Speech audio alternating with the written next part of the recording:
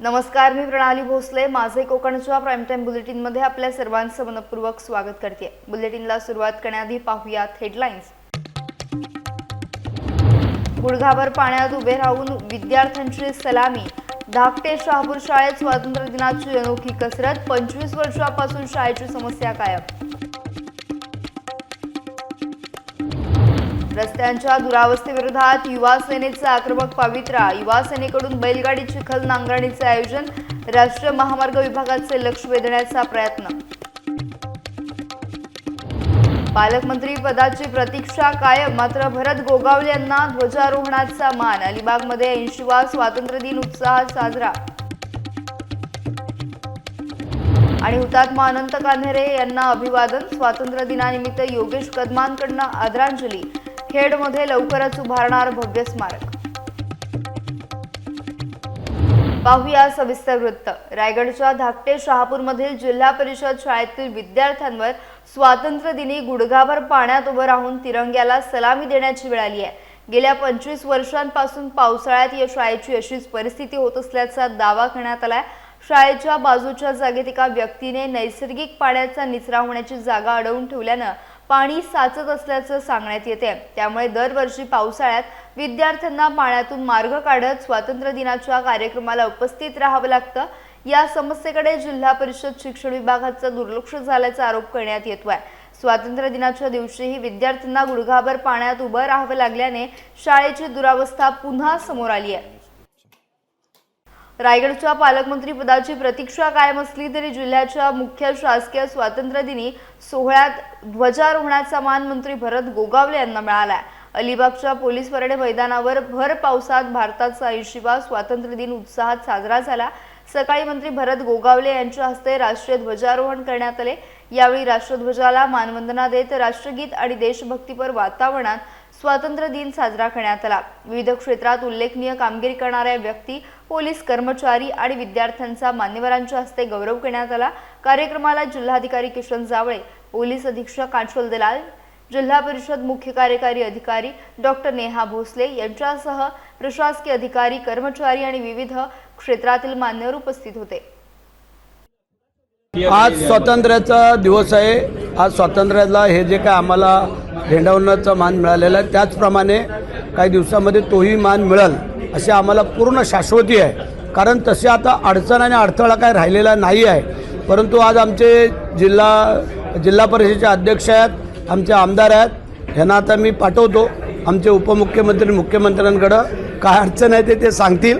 पण मला वाटतंय की लवकर होणं अपेक्षित आहे आणि होईल. आम्ही जे काम करतोय ते बोलतोय आणि अडचणीचा काय भाग तसा राहिलेला दिसत नाही आहे म्हणून पण आम्ही बोलतोय. जर अडचणीचा भाग असता तर आम्ही बोललो नसतो.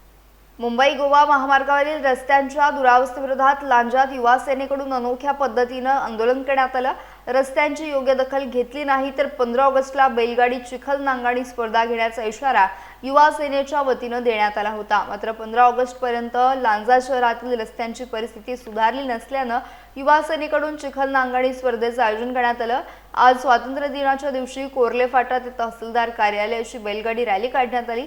मुंबई गोवा महामार्गावरील रस्त्यांच्या दुरावस्थेकडे राष्ट्रीय महामार्ग विभागाचे लक्ष वेधण्यासाठी हे आंदोलन करण्यात आल्याचं युवा सेनेचे जिल्हा प्रमुख दत्ताजी कदम यांनी सांगितलं. रस्त्यांच्या प्रश्नावर प्रशासनाचं लक्ष वेधण्यासाठी युवा सेनेने अनोख्या पद्धतीचा अवलंब केला. या ठिकाणी आज हे असं अनोखं आंदोलन जे आपण सगळेजण बघत आहोत. खरं तर हे आंदोलन या ठिकाणी हे केवळ प्रतिकात्मक स्वरूपाचं आहे. आपल्या सगळ्यांना माहिती आहे की गेली 15 वर्ष मुंबई गोवा राष्ट्रीय महामार्गाचं काम चालू आहे आणि सदर काम हे अतिशयपणे मनमानी पद्धतीनं निकृष्ट दर्जाचं केवळ ठेकेदार आणि राजकीय लोकांचा हितसंबंध जपत असताना त्यांना फायद्याचं कसं पडेल याचा विचार करून होत आहे. आणि गेली 15 वर्ष या रखडलेल्या कामामुळं या इथला शेतकरी, या इथला ग्रामस्थ, या इथले वाहन चालक जे हाल अपेष्टा भोगतायत, त्याचबरोबर आमच्या इथले शाळेत जाणारे छोटे विद्यार्थी त्यांना चालणं देखील मुश्किल झालेलं आहे.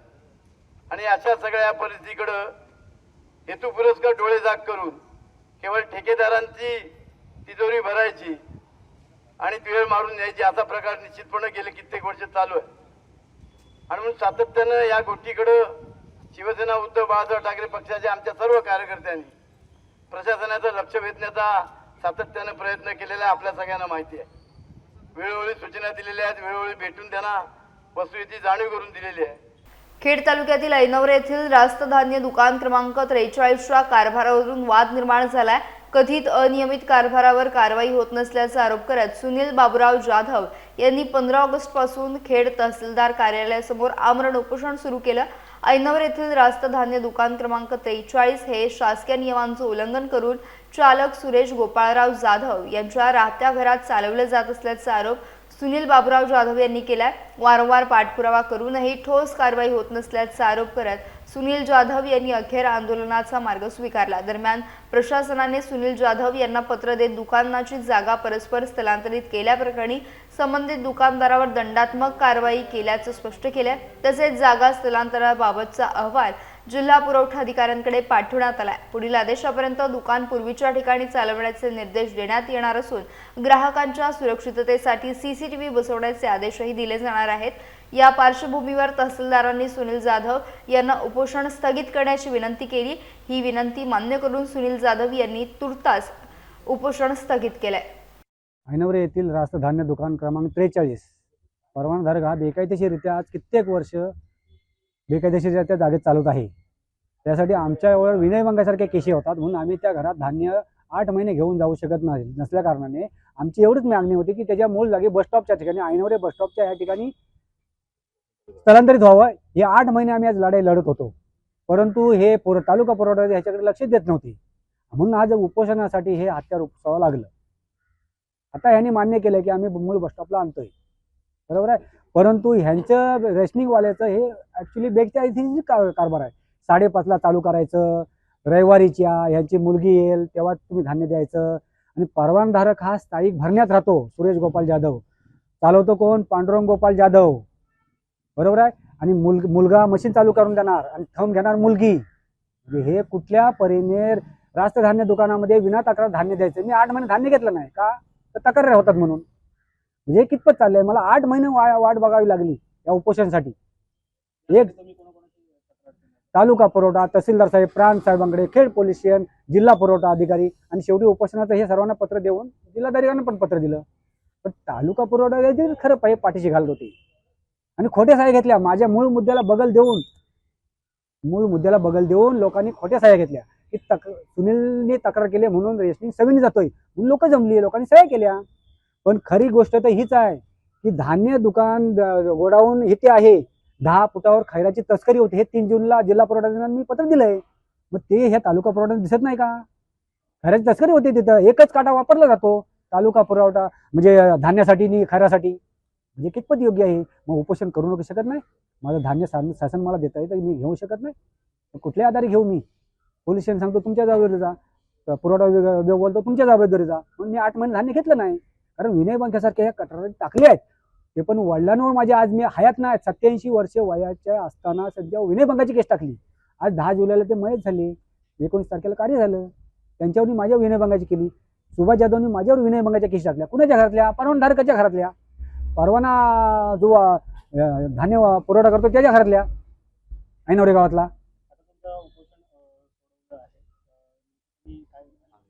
त्याने आता सांगितलंय की मूळ मुद्दा जो आहे, मूळ मागणी आमची होती की स्थलांतरित किंवा परवाना रद्द.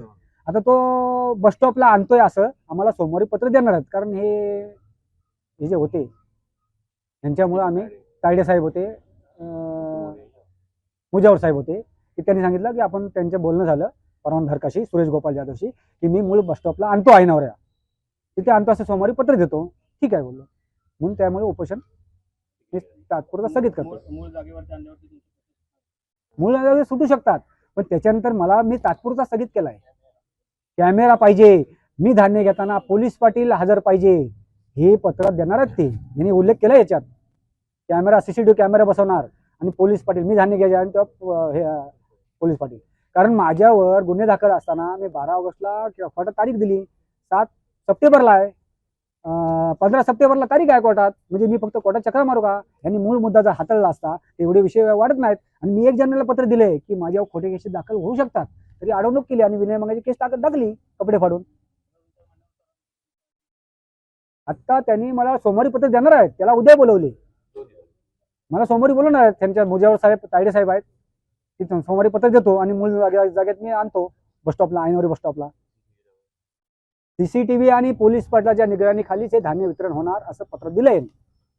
ब्रिटिश राजवटीविरोधात अवघ्या 18व्या वर्षी देशासाठी बलिदान देणारे खेडचे सुपुत्र हुतात्मा अनंत लक्ष्मण कान्हेरे यांना स्वातंत्र्य दिनानिमित्त अभिवादन करण्यात आलं. खेड शहरातील तीनमती नाका येथे हुतात्मा अनंत कान्हेरे चौकातील त्यांच्या पुतळ्याला गृहराज्यमंत्री तथा दापोली खेडचे आमदार योगेश कदम यांनी पुष्पहार अर्पण करून आदरांजली वाहिली. 21 डिसेंबर 1909 रोजी नाशिकच्या विजयानंद थिएटरमध्ये तत्कालीन जिल्हाधिकारी AM.T. जॅक्सन यांच्यावर कान्हेरे यांनी गोळ्या झाडल्या होत्या. त्यानंतर त्यांना अटक झाली आणि 19 एप्रिल 1910 रोजी ठाणे कारागृहात फाशी देण्यात आली. त्यांच्या शौर्याची प्रेरणा तरुण पिढीला मिळावी यासाठी खेड शहरात लवकरच भव्य स्मारक उभारणार असल्याची घोषणा योगेश कदम यांनी केली. मी आज 80वा स्वातंत्र्य दिन साजरा करत असताना खेडमधील मूळ गाव असलेलं ऐनी गाव हुतात्मा अनंत कान्हेरेंच्या पुतळ्याला मी अभिवादन केलेलं आहे. विशेष म्हणजे त्यांच्या मूळ गावी ऐनी गावामध्ये जसं म्हणजे रामदासबाईंच्या बाबतीत 25 लाखाचा निधी आणून आपण तिथलं सुशोभीकरण आपण स्मारक तिथं उभं करत होतो. त्याला अजून वाढीव निधीची मागणी आहे, त्याची देखील तरतूद आम्ही लवकरच करतोय. परंतु खेड शहरामध्ये देखील जे त्यांचं स्मारक आहे या स्मारकाला देखील नवं स्वरूप मिळावं अशा प्रयत्नामध्ये आम्ही आहोत आणि लवकरच त्या दृष्टीने आपण प्रयत्न देखील करू आणि त्याच्यासाठी आवश्यक जो निधी असेल त्याचा जो DPR तयार करून घ्यायचा आहे, चांगलं त्याला सुशोभीकरण करण्याकरिता जे काही गोष्टी आवश्यक असतील नक्कीच त्याच्यासाठी आपण पाठपुरावा करू आणि खऱ्या अर्थाने ही आठवण पुढच्या पिढीला देखील राहिली पाहिजे यासाठी नक्कीच आम्ही प्रयत्न करू. खेड शहरातील AE कालसेकर कॅम्पसमधील बझमे इम्दाद याच्या MIA KG अँड प्रायमरी आणि MIB girls high school and junior कॉलेजमध्ये भारताचा 80वा स्वातंत्र्य दिन उत्साहात पार पडला. सकाळी प्रमुख पाहुणे डॉक्टर जावेद महाडिक यांच्या हस्ते ध्वजारोहण करण्यात आले. यावेळी विद्यार्थिनींनी वंदे मातरम, देशभक्तीपर गीत आणि कवायतींचं सादरीकरण केलं. त्यानंतर संस्था अध्यक्ष RD खतेब यांच्या अध्यक्षतेखाली देशभक्तीपर गीत गायन स्पर्धा झाली. कार्यक्रमात तंबाखूमुक्ती आणि साक्षरतेची शपथ घेण्यात आली. मागील वर्षातील निरक्षर पालकांचा मान्यवरांच्या हस्ते सन्मान करण्यात आला. विद्यार्थिनींनी उर्दू, मराठी आणि इंग्रजी भाषेत आपले विचार व्यक्त केले. प्रमुख पाहुणे डॉक्टर महाडिक यांनी शिक्षणाचं महत्त्व सांगत विद्यार्थिनींचं कौतुक केलं. कार्यक्रमाचा समारोप फरिहा जुईकर यांच्या आभार प्रदर्शनाने झाला. रायगड जिल्ह्यातील रोहा शहरात भारताचा 80वा स्वातंत्र्य दिन मोठ्या उत्साहात साजरा करण्यात आला. रोहा नगरपालिकेच्या वतीनं रोहा नाट्यगृहासमोर नगराध्यक्ष वनश्री शेडगे यांच्या हस्ते ध्वजारोहण करण्यात आले. रोहा पोलीस ठाण्यात पोलीस निरीक्षक अभय शेलार यांच्या हस्ते तर रोहा तहसीलदार कार्यालयात उपविभागीय प्रांत अधिकारी ज्ञानेश्वर खुटवड यांच्या हस्ते ध्वजारोहण झाले. यासोबतच रोहा वनविभाग, ऐतिहासिक कोएसो मेहंदळे हायस्कूल आणि रोहा पंचायत समितीमध्ये देखील स्वातंत्र्य दिन उत्साह साजरा करण्यात आला. या विविध कार्यक्रमांना रायगड, रत्नागिरी, सिंधुदुर्ग स्थानिक स्वराज्य संस्थेचे विधान परिषद सदस्य आमदार अनिकेत तटकरे यांनी विशेष उपस्थिती लावली. विविध शासकीय आणि शैक्षणिक संस्थांमध्ये देशभक्तीच्या वातावरणात स्वातंत्र्य दिनाचा उत्साह पाहायला मिळाला. राष्ट्रभक्तीचा जोश आणि तिरंग्याचा अभिमान घेऊन अलिबाग किहिम परिसरात भव्य तिरंगा बाईक रॅली काढण्यात आली. शिवसेनेचे रायगड जिल्हा परिषदेचे सदस्य तथा माजी सभापती दिलीप भोईर उर्फ छोटम शेठ यांच्या नेतृत्वाखाली आयोजित करण्यात आलेल्या रॅलीत हजारो तरुणांनी उत्स्फूर्त सहभाग घेतला. बाईकवर तिरंगा फडकवत तरुणांनी झिराड कनकेश्वर मार्गे मांडवा असा तब्बल 15 किलोमीटरचा प्रवास केला. भारत माता की जय, वंदे मातरम आणि जय हिंदच्या घोषणांनी संपूर्ण परिसर दुमदुमून गेला. यावेळी मंत्री भरत गोगावले यांनी राष्ट्रभक्तीपर मनोगत व्यक्त करत दिलीप भोईर यांच्या समाजकार्याचं कौतुक केलं. रॅली दरम्यान देशाच्या संरक्षणासाठी सेवा बजावलेल्या माजी सैनिकांचा सन्मान करण्यात आला. सैनिकांच्या त्यागाला सलाम करत त्यांच्या शौर्याला अभिवादन करण्यात आलं. देशप्रेम, राष्ट्रीय एकात्मता आणि तिरंग्याप्रती अभिमानाचा संदेश या रॅलीच्या माध्यमातून देण्यात आला. परंतु आज एक सांगतो माझ्या या छोट्या बालमित्रांना, आज तुम्ही शिक्षण घेताय, शिक्षण घेऊन मोठे व्हा, किती मोठे व्हा, अगदी तुम्ही कलेक्टर व्हा, SP व्हा, वकील व्हा, डॉक्टर व्हा, इंजिनियर व्हा, काही व्हा, किती मोठे झाला तरी पहिल्या प्रथम आपल्या आईवडिलांना, आपल्या गुरुजनांना आणि आपल्या मातृभूमीला कधीही विसरायचं नाही आहे, लक्षात ठेवा. आज आम्ही आमदार आहोत, मंत्री आहोत, जिल्हा परिषद, पंचायत समिती सगळे आहोत. आज तुम्ही जर आम्हाला निवडून दिलं नसतं तर कोण भरत शेठ, कोण महेंद्र दळवी, कोण छोटम शेठ, कोण भाग्यश्री ताई, हे आम्ही आज नसतो, आम्हाला माहिती आहे. म्हणून ही जाणीव असं म्हटलं गेलेलं आहे, गरिबी आली म्हणून लाजायचं नाही आणि श्रीमंती आली म्हणून माजायचं नाही. त्या उक्तीप्रमाणे कधीही कुठच्याही गरिबावरती प्रसंग आला त्याला उभी राहणारी आम्ही सगळी मंडळी आहोत. मी जेव्हापासून राजकारणात आलो तेव्हापासून सामाजिक बांधिलकी जपत असताना ग्रुप ग्रामपंचायत झिराप हा 15 ऑगस्ट हा दिवस फार उत्साहाने साजरा करत असतात आणि संपूर्ण गावातले ग्रामस्थ त्या उत्साहासाठी उपस्थित असतात. आज जर बघितलं तर तिरंगा रॅलीचं आयोजन करण्यात आला. त्याचबरोबर सन्माननीय मंत्री महोदय भरत शेठजी गोगावले साहेब याच्या कार्यक्रमासाठी उपस्थित राहिले. त्याचबरोबर आमदार महेंद्र शेठजी दळवी साहेब आणि पंचायत समितीच्या सभापती भाग्यताताई याही उपस्थित राहिल्या. आज आम्ही प्रत्येक मुलाच्या हातामध्ये ज्या वेळेला आपला देशाचा ध्वज हातामध्ये देतो त्यावेळेला प्रत्येकाच्या मनामध्ये देशाबद्दलची भावना वाढत असते आणि देशाप्रती काम करावे अशी आमची मानसिकता आहे. आणि त्याचबरोबर आज माजी सैनिक म्हणजे वीर जवान यांच्यासाठी आज त्यांचा सन्मान सोहळा करणं खऱ्या अर्थाने आमचे जे बाल विद्यार्थी प्राथमिक शाळेतले विद्यार्थी असतील त्यांच्या मनामध्ये ती भावना रुजावी आणि देशाप्रती आपलं प्रेम वाढावं यासाठी आजची बाईक रॅली काढण्यात आली होती. कृषी क्षेत्रातील आधुनिक तंत्रज्ञान थेट शेतकऱ्यांच्या बांधांपर्यंत पोहोचवण्यासाठी शरदचंद्रजी पवार कृषी महाविद्यालय खरवते दहिवलीचे विद्यार्थी सज्ज झालेत.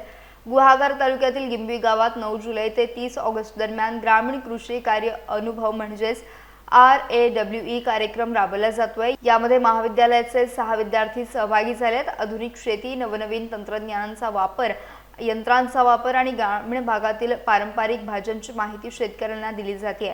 याच उपक्रमाचा भाग म्हणून गिंबी जिल्हा परिषद शाळेत आधुनिक शेती अवजारांची ओळख आणि रानभाज्यांचे प्रदर्शन भरवण्यात आले. विद्यार्थ्यांनी आधुनिक यंत्रांचे प्रात्यक्षिक देत त्याची माहिती ग्रामस्थांना दिली. तर निसर्गात सहज उपलब्ध होणाऱ्या रानभाज्यांची ओळख आणि त्यांचे महत्त्वही सांगण्यात आले. या प्रदर्शनाला ज्येष्ठ नागरिक आणि शाळकरी मुलांचा उत्स्फूर्त प्रतिसाद लाभला. नमस्कार, माझं नाव ऋषिकेश संदीप जाधव. आज आम्ही ह्या गुहागर तालुका गिंबी ह्या गावामध्ये आलो आहे. तर का आलो आहे तर आमचं जे कृषी महाविद्यालय आहे त्याच्यामध्ये 4था वर्ष असतो आमचा. त्याच्यामध्ये 4थ्या वर्षी आम्ही आमच्या इथे एक रावे प्रोग्राम म्हणून असतो. त्याच्यामध्ये आम्ही गावागावी जाऊन जी आपली आधुनिक शेती आहे, पारंपरिक शेती आहे, ह्याच्यातले फरक आम्ही त्याच्याबद्दल त्यांना माहिती देत असतो.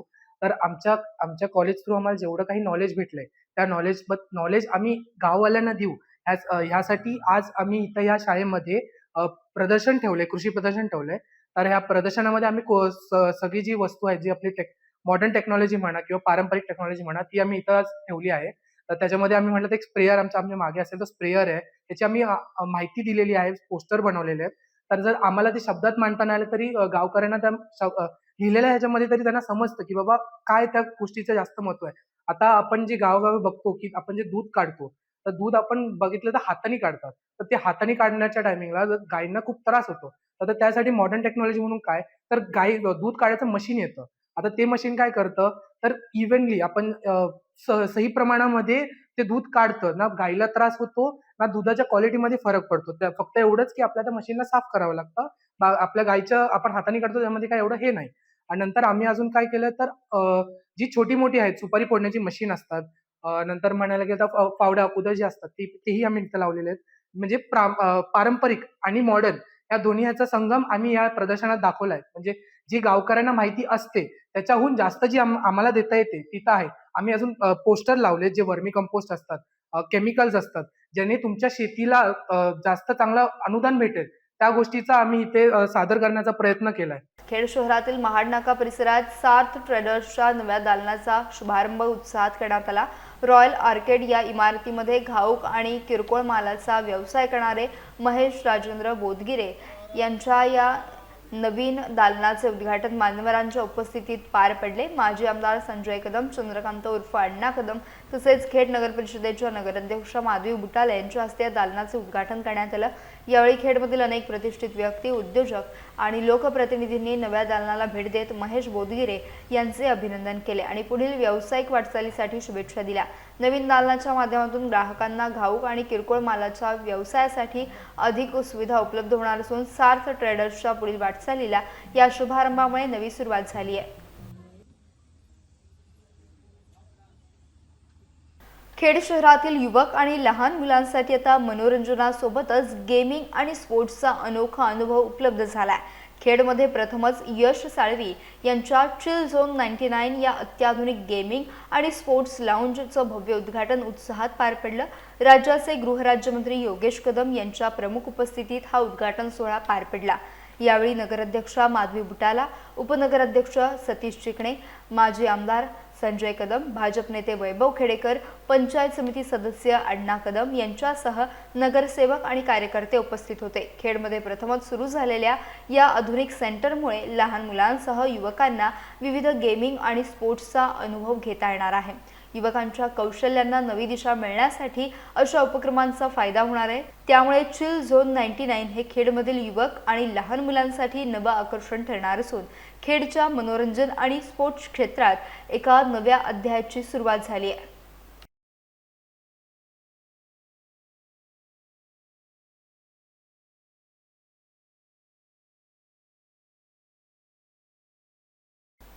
सोमवार 17 ऑगस्ट रोजी श्रावणी सोमवार आणि नागपंचमीचा सण एकाच दिवशी आल्यानं खेडच्या बाजारपेठेत नागपंचमीच्या पूजेच्या साहित्याची रेलचेल पाहायला मिळते. नागदेवतेच्या आकर्षक मूर्तींसह गोमेटा वेल, लाह्या आणि पूजेसाठी आवश्यक विविध साहित्य बाजारात उपलब्ध झाल्यात. नागपंचमी हा हिंदू धर्मातील प्रमुख सण मानला जातो. या दिवशी महिला नागदेवतेची भक्तिभावानं पूजा करून कुटुंबाच्या सुख समृद्धीसाठी आणि आरोग्यासाठी प्रार्थना करतात. यंदा श्रावण महिन्यातील सोमवार आणि नागपंचमी एकाच दिवशी आल्यानं सणाला विशेष महत्त्व प्राप्त झालंय. नागदेवतेच्या पूजेसाठी आवश्यक साहित्य खरेदी करण्यासाठी नागरिकांची बाजारपेठेत गर्दी होऊ लागली आहे. तर विक्रेत्यांनी देखील नागपंचमीच्या पार्श्वभूमीवर विविध प्रकारच्या मूर्ती आणि पूजेचं साहित्य विक्रीसाठी उपलब्ध करून दिलंय. या असा बुलेटिनमध्ये वेळ झाली. इथेच थांबण्याची. भेटूयात नवीन बुलेटिनसह. तोपर्यंत तुम्ही कुठेही जाऊ नका. पाहत राहा फक्त माझे कोकण.